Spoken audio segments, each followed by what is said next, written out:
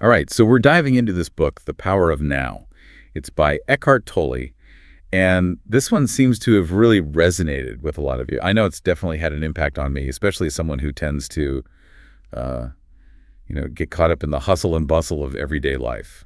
It's such a powerful book, and I think one of the most intriguing things about it is how Tolle really challenges our conventional understanding of time. Yeah, that was a mind bender for me too when I first read it. He suggests that time, as we typically think about it, is more of a mental construct than an objective reality. Which is a pretty radical idea when you really stop and think about it. Yeah, I mean, we're so used to thinking of time as this linear thing, Yeah. past, present, future. But Tolle's saying that's not quite the whole picture. Exactly. He argues that when we dwell on the past with regrets or get anxious about the future, we're actually missing out on the only reality we truly have, which is this present moment. Okay, I see what you mean. So it's like those past regrets, they're gone. And those future worries, they haven't even happened yet. So we're spending all this energy on something that isn't even real. That's the crux of it. And Tolle suggests that this disconnect from the present moment is actually the source of a lot of our suffering. So it's not so much the events themselves that cause us pain, but our thoughts about them. Exactly. He talks about how our minds tend to get trapped in these cycles of thinking, rehashing the past or projecting into the future. And all this mental time travel, it takes us away from the richness and aliveness of what's happening right now. Okay, I'm starting to see how this ties into the whole power of now concept. So if we want to break free from this mental time trap, where do we even begin? How do we start tapping into the present moment more fully? Well, Tolle points to the ego as a major culprit in keeping us stuck. The ego. Okay, that's a term we hear a lot, but what does it actually mean in the context of Tolle's teachings? He describes the ego not as our true selves, but as a kind of false self that we create based on our thoughts, beliefs, and past experiences. It's that voice in our heads that's constantly comparing, judging, and seeking validation. So it's not so much who we are at our core, but more like a story we tell ourselves about who we are. Exactly. And here's the thing, the ego thrives on drama. It loves conflict, it loves to feel superior or inferior to others. Tolle even talks about how the ego loves to identify with our possessions, our achievements, and even our problems. It creates a sense of me versus them. Wow, that's fascinating. So it's like the ego is always looking for ways to reinforce its own importance, even if it means making us feel insecure or dissatisfied. That's the tricky thing about the ego. It's very subtle and often operates beneath our conscious awareness. Okay, so if this ego is so good at keeping us stuck in mental time travel, what's the key to disarming it? How do we start to loosen its grip? Tolle says a big part of it is simply becoming aware of the ego's tricks, recognizing those ego-driven thought patterns for what they are, just thoughts, not reality. So it's about noticing those thoughts when they arise, but not getting swept away by them. But how do we actually do that? I mean, those thought patterns can feel so deeply ingrained. It takes practice, but Tolle offers some really helpful guidance. One technique he suggests is paying attention to negative self-talk. Like, notice when you're putting yourself down, comparing yourself to others, or dwelling on past mistakes. That's often the ego trying to keep you feeling small or inadequate. Ugh, yes. I think we all know that inner critic a little too well, right? Sometimes it feels like a constant stream of negativity. Exactly. And Tolle reminds us that these thoughts are not the truth of who we are. They're just the ego's way of trying to maintain control. So if we can start to recognize those ego-driven thoughts for what they are, what happens then? What does it actually feel like to step out of that mental chatter and into the power of now? What does it feel like to be present? That's where Tolle's concept of presence comes in. And he describes presence as this gateway to peace. It's that state of being fully engaged in the present moment without all the usual mental noise and distractions. I love that idea, but I also feel like it can be so elusive. It's easy to say, be present, but actually experiencing it feels like a whole other challenge. Is there something tangible we can do to cultivate this sense of presence? There are actually several simple but powerful practices you can try.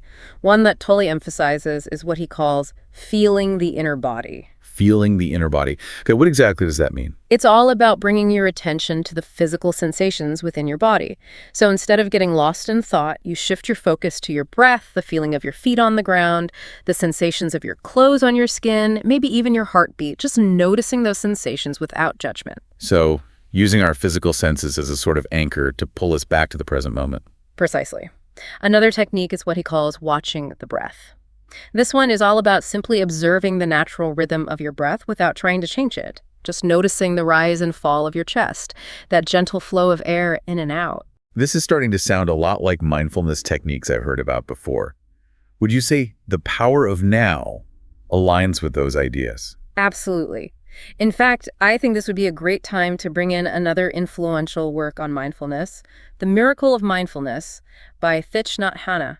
He offers a really beautiful perspective that complements Tolle's work perfectly. Oh yeah, I've been meaning to read that one. It's a classic for a reason. Hand offers so many practical techniques for cultivating mindfulness in everyday life. It's like a toolbox for bringing the power of now concepts into action. I love that. Maybe we can even do a deep dive on the miracle of mindfulness in a future episode. But for now, let's keep exploring some of those practical techniques for applying Tolle's teachings to our own lives. Because if this power of now is something we can actually tap into, I'm all ears. You know, one of the things that really stood out to me in The Power of Now is how Tolle encourages us to use what he calls these mindfulness cues throughout the day. Oh, that's interesting. Mindfulness cues. What are those? Well, you can think of them as little reminders, strategically placed throughout your day, to gently nudge your attention back to the present moment. Like, let's say you're feeling super overwhelmed at work, your mind's racing with all these deadlines. Instead of getting lost in that stress, you could use something like the phone ringing as a mindfulness cue. Ah, I see, like a pattern interrupt for the mind. Exactly. Before you even answer, you could take a deep breath, feel your feet grounded on the floor, and remind yourself, okay, this is temporary. I am here, present in this moment. Yeah, I love that. It's like a mini meditation you can sprinkle throughout the day. And it doesn't have to be a phone, right? It could be anything. Like every time you wash your hands, you take a moment to really feel the water, feel the sensations. Absolutely. Or every time you stop at a red light. These little pauses can be so powerful, in terms of breaking free from that autopilot mode and reconnecting with the present moment. Okay, that makes total sense. But what about those times when it's not just mental chatter, but like really difficult emotions we're dealing with, like sadness, anger, anxiety? I imagine it's pretty tough to be present when those feelings are swirling around. You're right. It's not easy. And Tolle doesn't sugarcoat that. He talks about what he calls the pain body. It's like this accumulation of past emotional pain, that we all carry around with us to varying degrees. It's like emotional baggage from past experiences. Yes, exactly. And he says the ego, it just loves to feed off of this pain body, keeping those negative emotions alive and kicking, it's like the ego's comfort zone, even if it's making us miserable. Wow, that's a powerful image. So how do we deal with this pain body? Do we try to suppress those difficult emotions or just power through them? Well, Tolle actually suggests a different approach, one that might seem a little counterintuitive at first. He encourages us to actually meet those difficult emotions with compassion rather than resistance. Now that's interesting. How do we do that practically? It seems like our natural instinct is to run away from those painful feelings, not get cozy with them. I know, right? It does seem counterintuitive. But Tolle has this great analogy that helped me understand it better. Imagine these difficult feelings are like visitors who have come knocking at your door. You don't necessarily have to invite them in for tea, make them feel super welcome, but you can acknowledge their presence at the door. Allow them to be there without judgment and just see what happens. Okay, I like that analogy. So it's not about pretending those feelings aren't there, but more about giving ourselves permission to experience them without getting completely swept away by them. Exactly. And what's interesting is that when you start practicing this, you might actually find that those difficult emotions, they begin to lose their power over you. Huh. That makes sense. Yeah. By acknowledging them, giving them space, we're taking away some of their charge. This is so fascinating. It is. And it connects back to that idea of presence, Even in the midst of challenging emotions, we can choose to be present with what is, rather than getting lost in stories about why we shouldn't be feeling this way or, wishing it would go away.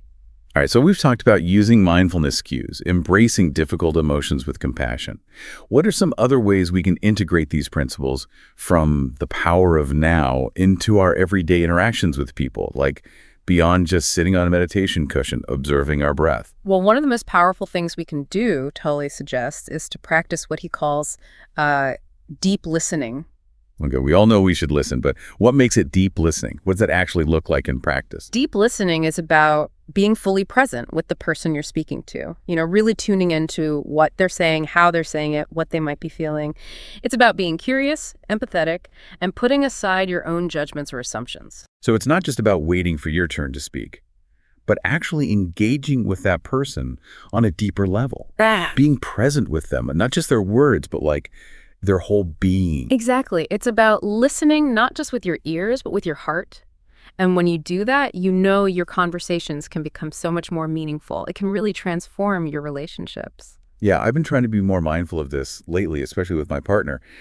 It's so easy to get caught up in my own thoughts and to-do lists, but when I make that conscious effort to really listen, it makes a huge difference. Like we're actually on the same wavelength, not just talking at each other. That's wonderful to hear. And that's what Tully points to. When we bring that presence into our interactions, we create space for real connection and understanding. This has been so insightful. We've covered a lot of ground, from the illusion of time, the ego sneaky tricks, to these practical techniques for bringing more presence into our daily lives.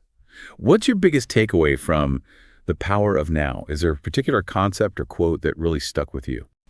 For me, one of the most powerful takeaways is this idea that true happiness and peace aren't something we find in the future. It's something we can access right now, in this very moment. There's this quote from the book that really resonated with me. He says, the present moment is all you ever have. And that simple statement, it really shifted my perspective on life. I love that quote. It's such a good reminder that we don't have to wait for things to be perfect or, for circumstances to change, to experience joy and contentment. It's about choosing to be present with what is, regardless of what's going on around us. It's like the superpower we all have access to, but we forget about it. I agree. And while Tolle acknowledges that it's a journey, not a destination, he also emphasizes that this capacity for presence is something we can actually cultivate through practice. It's like strengthening a muscle.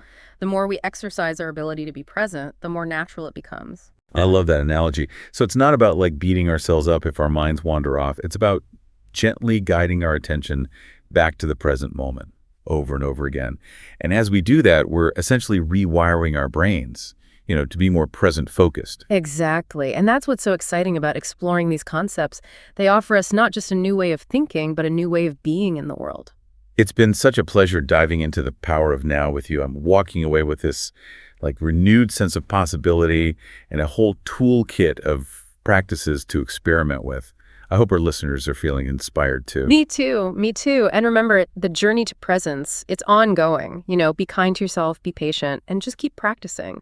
Those moments of presence, however fleeting they might seem at first, they're like these little glimpses into a more peaceful, fulfilling way of living. Beautifully said. And I think that's the perfect note to end on. A huge thank you to our expert for sharing your wisdom and insights on the power of now. This has been such an enlightening conversation. Sure. My pleasure. And to everyone listening, until next time, remember to take a deep breath, savor the present moment, and embrace the power of now. It really is, isn't it? It kind of makes you step back and think, what if I could actually let go of all that baggage, all those worries and what ifs? What would my life look like then? Right. It's like this whole new way of experiencing the world opens up. And I think it's easy to underestimate just how much energy we waste, on all that mental time travel. It's exhausting. It really is, and it keeps us from being fully present, in our lives. Imagine if we could take all that energy, all that mental bandwidth we're using to rehash the past or worry about the future and just channel it into actually enjoying, the simple things, being more present in our work, our relationships, everything. Yeah, I think that's a really important point. It's not just about feeling calmer, less stressed, though, who wouldn't want that? But it's about something deeper, isn't it? It's about being more fully alive, more engaged in each moment. Exactly. And, while Tolle acknowledges that it's a process, it's not like you just flip a switch and suddenly you're enlightened, he also emphasizes that this capacity for presence is something we can develop, through practice. It's like strengthening a muscle. The more we exercise that presence muscle, the easier it becomes to access. I love that analogy. So it's not about beating ourselves up when our minds inevitably wander off. It's about gently guiding our attention back to the present moment again and again. Yeah. And over time, we're actually rewiring our brains to be more present focused. Exactly. And I think that's what's so exciting about exploring these ideas. They give us not just a new way of thinking, but a new way of being. It really has been a fascinating dive into the power of now. I feel like I've got so much to think about and so many new tools to try out. Me too. And you know what? It's important to remember that this journey to presence, it's a lifelong thing. Be patient with yourself. Be kind to yourself. And most importantly, just keep practicing. Those moments of presence, even the fleeting ones, they're like these little glimpses into a whole new way of living. That's a beautiful way to put it, and I think that's a perfect note to end on. Thank you so much for joining me on this deep dive into the power of now. It's been an absolute pleasure. The pleasure was all mine. And to everyone listening, until next time, take a deep breath, savor this present moment, and embrace the power of now.